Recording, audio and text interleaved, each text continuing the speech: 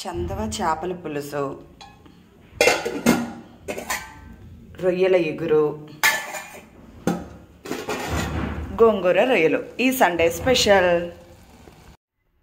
Hi అండి. ఊరికి వెళ్ళొచ్చాను. నా గొంతు అందుకే అలా ఉంది. నాకు ఊరికి వెళ్ళేసి వస్తే ఏంటో నా గొంతు సరిగ్గా ఉండదు. అందరితో ఎక్కువగా మాట్లాడటం వల్లనేమో గొంతు అనేది ఇలా పోతుంది. మళ్ళీ 2-3 డేస్లో నార్మల్ అయిపోతుంది.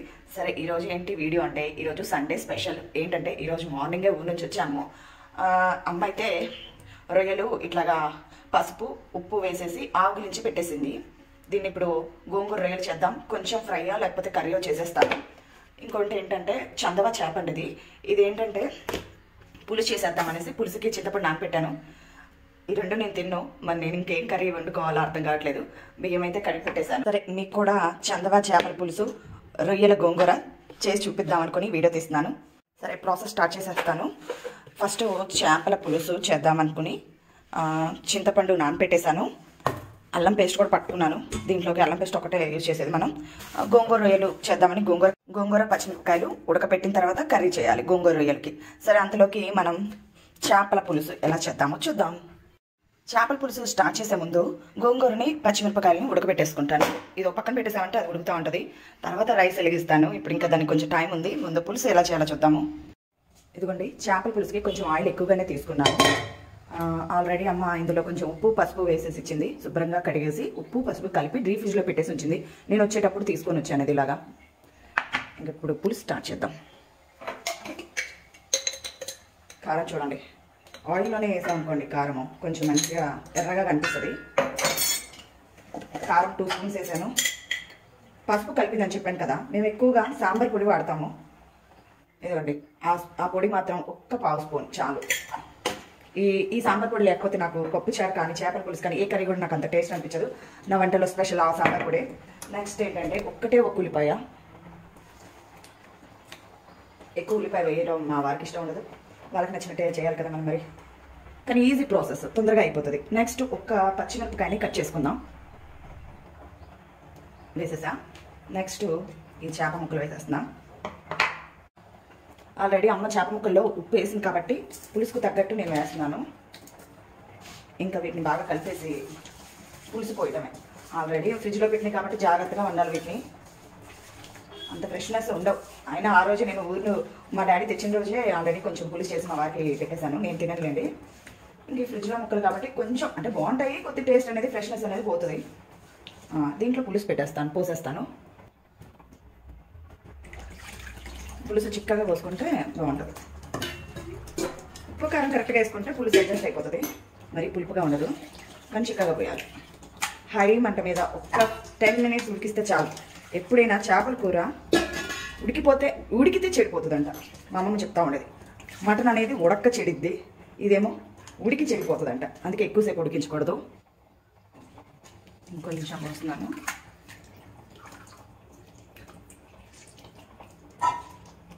ముక్కలు మునిగేంత వరకు పోసుకుంటే సరిపోయిద్దండి. జస్ట్ ఇంకా పొయ్యి మీద చేసుకుంటున్నాను. ఇలా హై మంట మీదే మూత పెట్టేసేసి జస్ట్ ఒక 10 మినిట్స్ బాగా ఉడికిపోయిందంటే అల్లం పేస్ట్ వేద్దాము. అందులోకి ఇది ఉడుకుతూ ఉంటుంది. గోంగూర ఎంతవరకు ఉడికిందంటే పొంగు అయితే వస్తుంది. ఇంకొంచెం బాగా ఉడికితే దీన్ని మిక్సీ పట్టాలా ఏం చేయాలో తర్వాత చెప్తా. గోంగూర ఉడుకుతుంది, చేపల పులుసు కూడా ఉడుకుతుంది. హై మీదే పెట్టేశాను. మరి అంతలోకి ఖాళీగా ఉంటుంది. నేను మాత్రం అంట్లు తోముకుంటాను. అంతలోకి వీడియో ఆఫ్ చేస్తాను. మళ్ళీ వీడియో ఆన్ చేస్తాను. అంట్లయితే తోమేశానండి. అయితే పులుసు ఉడకటానికి ఇంకొక 5 మినిట్స్ పట్టింది. గోంగూర అయితే ఉడికిపోయింది. కొంచెం చల్లారితే దాన్ని ఏం చేయాలో తర్వాత చెప్తాను. ప్రస్తుతానికి ఏం చేద్దాం అనుకుంటున్నానంటే, రొయ్యలు ఎక్కువగానే ఉన్నాయి. గోంగూర రొయ్యలు అయితే పిల్లలు ఎక్కువగా తినరు, కారంగా ఉంటుంది అనేసి. అందుకనే వీళ్ళకి కొంచెం వాళ్ళకి ఫ్రై చేద్దాం అనుకుంటున్నా. ఫ్రై అయితే కలుపుకునేటట్టు చేద్దాం అనేసి అందుకని కొంచెం ఆనియన్స్ ఎక్కువగానే తీసుకున్నాను. నేను చూసాను కదా, కొంచెం ఎక్కువగానే పోసాను. ఇది బాగా వేగిన తర్వాత ఏం చేయాలంటే కారం వేసుకోవాలి. 2 స్పూన్స్ వేసాను. ఎక్కువ వేయను, పిల్లలకి కొంచెం కారంగా ఉంటుంది అనేసి. నెక్స్ట్ ఏంటంటే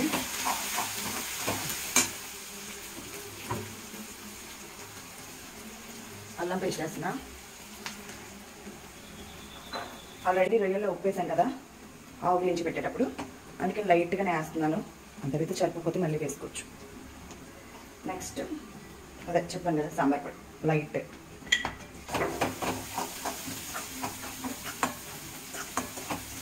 బాగా కలిపేసి కొంచెం ఉల్లిపాయ అంతా వేగిన తర్వాత ప్రాన్స్ వేసుకుందాం. గోంగూర రొయ్యలోకి ఉంచేసానండి.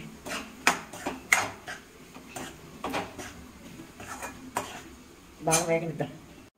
సరే, ఇది వేగేలోపు మన పులుసు ఎంతవరకు వచ్చిందో చూద్దాము. పులుసు దగ్గర పడింది కాబట్టి అల్లం పేస్ట్ వేసేద్దాం.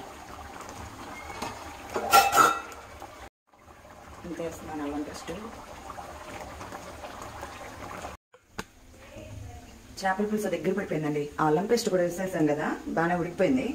ఇంకా నెక్స్ట్ లైట్ కొత్తిమీర జల్లుకొని స్టవ్ ఆఫ్ చేసేసుకోవాలి. మన చేపల పులుసు అయితే రెడీ. ఈ ప్రాసెస్ అయితే చాలా ఈజీ. అది కొత్తిమీర అయితే జల్లేసాను.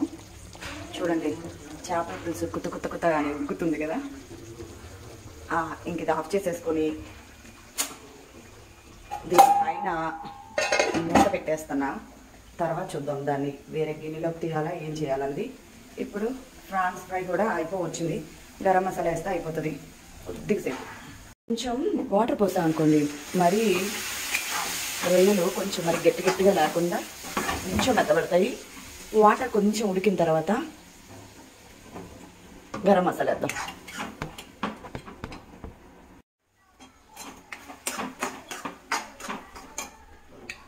గరం మసాలా వేస్తున్నాను. గరం మసాలా కూడా కొంచెం లైట్గా వేసుకున్నాను, ఎందుకంటే అల్లం పేస్ట్ సరిపోయిద్ది. కొంచెం చాలు. ఒక 2 minutes ఉడికించేసి ఆఫ్ చేసేద్దాం. ఇది రొయ్యల ఫ్రై సరిపోతుంది. రొయ్యల గోంగూర చేసుకుందామని గిన్నె పెట్టాను, ఆయిల్ పోసాను. ఉడికిన గోంగూరని ఇలా మిక్సీ పట్టేశాను. పచ్చిమిరపకాయలు వేసాను కదా, కారం అయితే యూజ్ చేయను. ఒక ఉల్లిపాయ ఆయిల్లో వేసేసుకుందాం. కొద్దిగా వేగనియండి. ఇంట్లో కొంచెం కరివేపాకు వేసానండి. ఇది వేగింది, నేను పక్కన పెట్టేద్దాం స్టవ్ ఆఫ్ చేసి. ఉల్లిపాయలు వేగిన తర్వాత అల్లం పేస్ట్ వేసుకుందాం.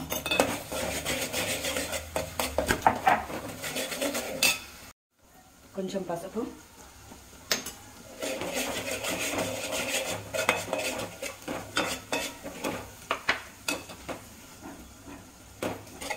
అల్లం పేస్ట్ కూడా వేగింది. రొయ్యలు వేసేద్దాం. ఇది కూడా వేగిన తర్వాత గోంగూర వేద్దాం.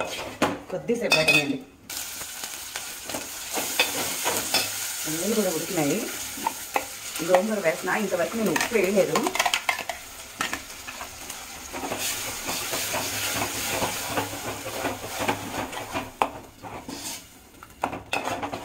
దీంట్లో సాల్ట్ వేసుకున్నాం.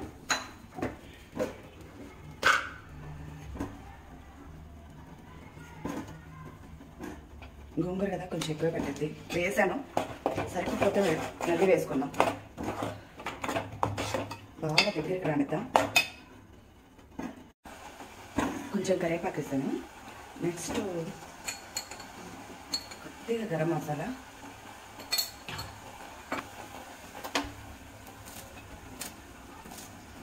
కొద్దిగా కొత్తిమీర వేసి వాటి ఇలా కలపెట్టేసేసి ఒక 2 minutes దగ్గరికి వచ్చి ఆయిల్ పైకి వచ్చేంత వరకు ఉడికించుకున్నాం అనుకోండి, గోంగూర రొయ్యలు రెడీ అవుతుంది. చందవ చేపల పులుసు, రొయ్యల ఎగురు, గోంగూర రొయ్యలు ఈ సండే స్పెషల్. వంట చేయటం అయిపోయింది, తినటం అయిపోయింది, గిన్నెలు కడగటం అయిపోయింది. మీరు వీడియో చూడటం అయిపోయింది అనేసి వెళ్ళిపోకండి. మీరు ఒక చిన్న పని చేయాలండి. ఏం లేదండి, లైక్ చేసి షేర్ చేసి సబ్స్క్రైబ్ చేసుకోండి నా ఛానల్ని. Bye bye.